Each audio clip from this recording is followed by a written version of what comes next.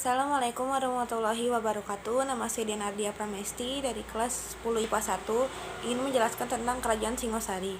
Asal-usul Ken Arok tidak jelas. Ken Arok memiliki wawasan berpikir, ambisi, dan strategi yang cukup tinggi. Banyak kisah yang menyebutkan bahwa Ken Arok ketika muda menjadi pencuri dan perampok. Berkat pengarahan dan bantuan pendeta Lohgawe, Ken Arok bersedia mengabdikan diri kepada Aku Tumapel, Tunggul Ametung. Ken Arok setelah mengabdi di Tumapel ingin menduduki jabatan Akuwu dan sekaligus memperistri Ken Dedes. Dengan menggunakan tipu muslihat yang jitu, Ken Arok dapat membunuh Tunggul Ametung. Kehidupan politik. Setelah menguasai Tumapel, Ken Arok ingin memberontak, tetapi menunggu saat yang tepat.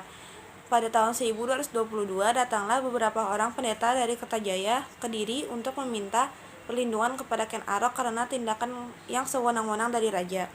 Seluruh wilayah bekas Kerajaan Kediri disatukan dengan Tumapel yang kemudian disebut Kerajaan Singasari. Ken Arok memerintah selama 5 tahun, yaitu tahun 1222 sampai 1227. Anusapati, anak Dedes dengan Tunggul Ametung, Anusapati memerintah pada tahun 1227 sampai 1248. Pada masa pemerintahannya tidak banyak hal yang dapat diketahui. Akhirnya Tohjaya mengetahui bahwa yang membunuh Ken Arok adalah Anusapati.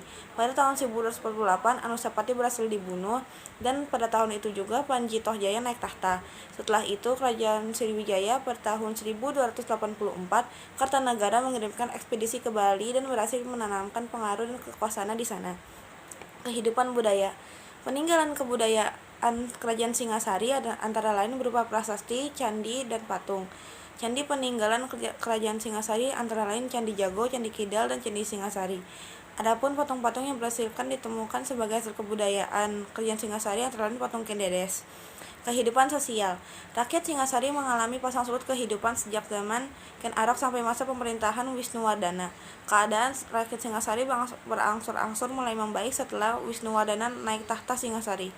Kartanagara menjadi raja. Kartanagara ingin menyatukan seluruh wilayah Nusantara di bawah naungan Singasari. Selain itu, Kartanagara juga sedang berkonflik dengan Kubilai Khan. Akhirnya seluruh prajurit dan Raja Kartanagara gugur dalam pertempuran itu. Aspek kehidupan ekonomi, berdasarkan analisis bahwa pusat Kerajaan Singasari berada di sekitar lembah Sungai Berantas, dapat diduga bahwa rakyat Singasari banyak menggantungkan kehidupan pada sektor pertanian. Setelah itu juga didukung oleh hasil bumi yang melimpah sehingga menyebabkan Raja Kartanagara memperluas wilayah terutama tempat-tempat yang strategis untuk lalu lintas. Sekian dari saya, terima kasih dan maaf apabila ada kata-kata yang kurang. Assalamualaikum warahmatullahi wabarakatuh.